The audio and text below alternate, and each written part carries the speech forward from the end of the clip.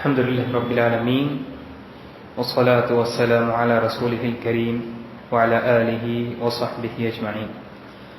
وعن أنس بن مالك رضي الله عنه قال: كان رسول الله صلى الله عليه وسلم يدخل الخلاء فأحمل أنا وغلام نحوي إداوة من ماء وعنزة فيستنجي بالماء. متفق عليه.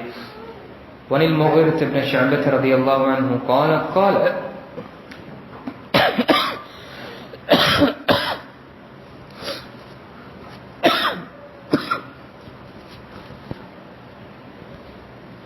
قال لي النبي صلى الله عليه وسلم: خذ الإداوة.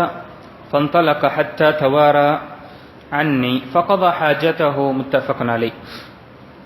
அனஸ் இப்னு மாலிக் ரலியல்லாஹு அன்ஹு அவர்கள் அறிவிக்கின்றார்கள், ரசூலுல்லாஹி ஸல்லல்லாஹு அலைஹி வஸல்லம் தன்னுடைய இயற்கை தேவைக்காக ஒரு இடத்தில் வெகு தூரமாக சென்றார்கள்.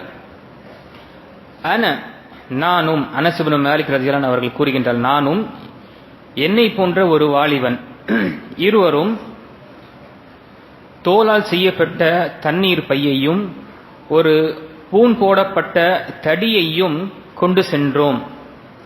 நபி ஸல்லல்லாஹு அலைஹி வஸல்லம் தண்ணீரை கொண்டு இயற்கையான தேவையை முடித்த பிறகு தண்ணீரை கொண்டு சுத்தப்படுத்தினார்கள். இந்த ஹதீஸ் புகாரி மற்றும் முஸ்லிமில் வரக்கூடிய ஹதீஸ். இரண்டாவது ஹதீஸில் முகைரா இப்னு ஷுஅபா ரலியல்லாஹு அன்ஹு அவர்கள் கூறுகின்றார்கள், நபி ஸல்லல்லாஹு அலைஹி வஸல்லம் எனக்கு கூறினார்கள், முகைராவே, நீங்கள் அந்த தோல் பையை எடுத்துக்கொள்ளுங்கள். அதை எடுத்த பிறகு நபி ஸல்லல்லாஹு அலைஹி வஸல்லம் என்னுடைய பார்வை படாத தூரம் வரை சென்று இயற்கையுடைய தேவையை அவர்கள் கழித்தார்கள். இந்த ஹதீஸும் புகாரி மற்றும் முஸ்லிம் வரக்கூடிய ஹதீஸ். அன்புக்குரிய முஸ்லிம்களை நாம் தொடர்ச்சியாக மலஜலம் கழிக்கக்கூடிய ஒழுக்கங்களையும் அதனுடைய ஆதாபங்களையும் நாம் பார்த்து கொண்டு வருகின்றோம். இந்த இரண்டு ஹதீஸ் 95 மற்றும் 96 இரண்டு ஹதீஸும் புகாரி மற்றும் முஸ்லிமில் இடம்பெற்ற ஹதீஸாக இருக்கின்றது. நபி ஸல்லல்லாஹு அலைஹி வஸல்லம் முதல் ஹதீஸில் மலஜலம் கழிக்க வேண்டும் என்றால் வெகு தூரமாக மக்கள் பார்க்காத அளவுக்கு தனியான ஒரு இடத்திற்கு செல்வார்கள். ஹலா என்று சொல்வோம். அதற்கு தான் பொதுவாக பைத்துல் ஹலா என்று கூறுவோம். ஹலா என்பது காலியாக இருக்கக்கூடிய ஒரு இடம், மக்கள் நடமாட்டம் இல்லாத இடத்திற்கு சொல்லக்கூடியது. நபி ஸல்லல்லாஹு அலைஹி வஸல்லம் மக்களுடைய பார்வையிட்டு தூரமாக சென்றுதான் தன்னுடைய இயற்கையான தேவையை பூர்த்தி செய்வார்கள், மலஜலம் கழிப்பார்கள். ஏனென்றால் அந்த காலத்தில் பாத்ரூம், தனிப்பட்ட நம்முடைய வீட்டில் இருக்கக்கூடிய பாத்ரூம், ரெஸ்ட் ரூம் அப்படி இல்லை, வெளியே சென்றுதான் அவர்கள் இந்த இயற்கை தேவை பூர்த்தி செய்யக்கூடிய நிலைமையாகிறது. அந்த நேரத்தில் அனஸ் இப்னு மாலிக் ரலியல்லாஹு அன்ஹு வாலிபராக இருந்தார். அவர் கூட இன்னொரு வாலிபரும் இருந்தார். இருவரும் கூறக்கூடிய வார்த்தை, நாம் தோளால் செய்யப்பட்ட தண்ணீர் பையை கொண்டு செல்வோம். இந்த காலத்தில் நாம் அது புரிந்து கொள்ள வேண்டும் என்றால் வாட்டர் பேக், நம்ம வாட்டர் பேக்கை பார்ப்போம், பிளாஸ்டிக்ல செய்யப்பட்ட ஒரு பேக், அதுக்கு மேல மூடி இருக்கும். இந்த இப்படி என்ற தோலில் செய்யப்பட்டிருக்கும், அதை கொண்டு செல்வார்கள். அதே போல பூன் போடப்பட்ட தடியையும், பூன் போடப்பட்ட என்ற ஒரு ஈட்டி என்று நாம் புரிந்து கொள்ளலாம். ஈட்டியில எப்படி மேலே ஒரு சிறிய ஒரு கூர்மையான ஒரு ஆயுதம் இருக்குமோ அதையும் நாம் கொண்டு செல்வோம். நபி ஸல்லல்லாஹு அலைஹி வஸல்லம் தண்ணீரை கொண்டு சுத்தப்படுத்திக் கொள்வார்கள். இப்போ இந்த ஹதீஸில் இரண்டு விஷயங்கள் சொல்லப்பட்டது. ஒன்று, தண்ணீரை கொண்டு சுத்தப்படுத்திக் கொள்வார்கள். இரண்டாவது, பூன் போன்ற அந்த தடியை கொண்டு செல்வார்கள். தண்ணீரை கொண்டு சுத்தப்படுத்திக் கொள்வது என்பது உலமாக்கள் அனுபவித்திருக்கின்றார்கள். ஆனால் சில உலமாக்கள் தண்ணீர் என்பது சுத்தமானது, அதை கொண்டு நாம் சுத்தப்படுத்தினோம் என்றால் நம்முடைய கையும் அசுத்தமாகக்கூடிய வாய்ப்பு இருக்கும் என்று, அதனால நாம் என்ன செய்ய வேண்டும், முதலில் கல்லை கொண்டு நாம சுத்தப்படுத்தி கொண்டு பிறகு தண்ணீரை பயன்படுத்த வேண்டும் என்று கூறினார். ஆனால் இங்க நபி ஸல்லல்லாஹு அலைஹி வஸல்லம் தண்ணீரை மட்டும் பயன்படுத்தினார்கள். ஆக தண்ணீரை கொண்டு நாம் மலஜலத்தை சுத்தப்படுத்துவது என்பது மார்க்கம் அனுமதித்திருக்கின்றது. இதனால் தண்ணீருக்கு அந்த மரியாதை குறைவாகவோ அல்லது நம்முடைய கையோ அசுத்தமாகக்கூடிய விஷயம் இல்லை என சுத்தப்படுத்துகிறோம். இரண்டாவது, நபி ஸல்லல்லாஹு அலைஹி வஸல்லம் செல்லும் பொழுது தடியை கொண்டு செல்வார்கள். எதற்காக? சில நேரத்தில் மலஜலம் கழிக்கக்கூடிய இடம் கரடு முரடாக இருக்கும் பொழுது, பாறையுடன் இருக்கும் பொழுது, அந்த இடத்தில் நாம் சிறுநீரை கழித்தோம் என்றால் அந்த சிறுநீருடைய துளி நம்முடைய உடலில் படுவதற்கு வாய்ப்பு இருக்கு. அதனால என்ன செய்வார்கள், அதை அந்த இடத்தை மென்மைப்படுத்திய பிறகு சிறுநீரை கழிப்பார்கள். இதுவும் பயன்படுத்தப்படும். அதே போல நபி ஸல்லல்லாஹு அலைஹி வஸல்லம் பொதுவாக பயணத்திற்கு செல்லும் பொழுது ஒரு தடியை கொண்டு செல்வார்கள். எதற்காக? சுத்ராவை கொண்டு தொழுவதற்காக. ஆக சுத்ரா என்பது நபி ஸல்லல்லாஹு அலைஹி வஸல்லம் பயணத்திலும் சரி பயணமில்லாத நேரத்திலும் சரி சுத்ராவை பேணி காத்தார்கள். தொழுகை நாம் தொழுகும் பொழுது பள்ளிவாசலும் சரி செவருக்கு பக்கத்தில் நாம் நின்று தொழுவதும் அல்லது ஒருவரை நாம் ஒரு சுத்ராவாக ஒரு திரையாக வைத்துக் கொள்வது என்பது இரு சுன்னாவாக இருக்கின்றது. எதுவரை என்றால் உலமாக்கள் மிக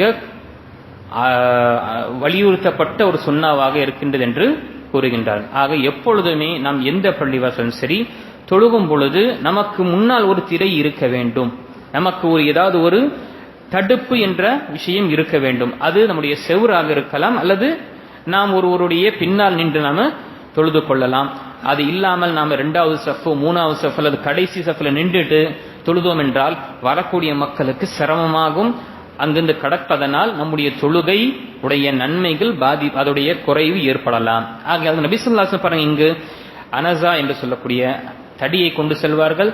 அதே போல அதை தடுப்பாக தன்னுடைய இயற்கை தேவை பூர்த்தி செய்யும் பொழுது தடுப்பாக அதை நிற்க வைத்து தன்னுடைய போர்வையினை செய்வார்கள், மேலே வைத்து விடுவார்கள். அதனால ஒரு தடுப்பு ஏற்படும்.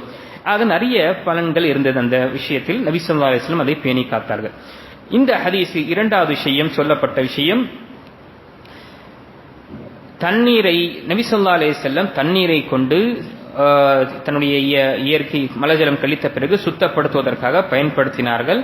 இதனால தண்ணீரை பயன்படுத்துவது என்பது எந்த ஒரு தவறும் இல்லை, நாம் பயன்படுத்தலாம். தண்ணீரை நமக்கு பொதுவாக சுத்தத்திற்காக எடுத்துக்கொள்ளக்கூடிய விஷயம் கல், குறிப்பாக செங்கல், அதே போல தண்ணீர், அதே போல செங்கலை போல இப்பொழுது நம்மிடம் இருக்கக்கூடிய டிஷ்யூஸ் இருக்கு, நாப்கின்ஸ் இருக்கு, குறிப்பாக வெட் நாப்கின்ஸ் நாம் பயன்படுத்துகின்றோம் அல்லது டிஷ்யூஸ் இருக்கு. இது மாதிரி பயன்படுத்துவதும் அனுமதிக்கப்பட்டது. ஆக ஒருவர் தண்ணீர் இருக்கும் பொழுது தண்ணீரை பயன்படுத்திக் கொள்ளலாம். தண்ணீர் இல்லாத இடத்தில் நாம டிஷ்யூஸை நாம பயன்படுத்திக் கொள்ளலாம். இது சுத்தப்படுத்தக்கூடிய ஒரு விஷயமாக இருக்கின்றது. ஆனால் நபி ஸல்லல்லாஹு அலைஹி வஸல்லம்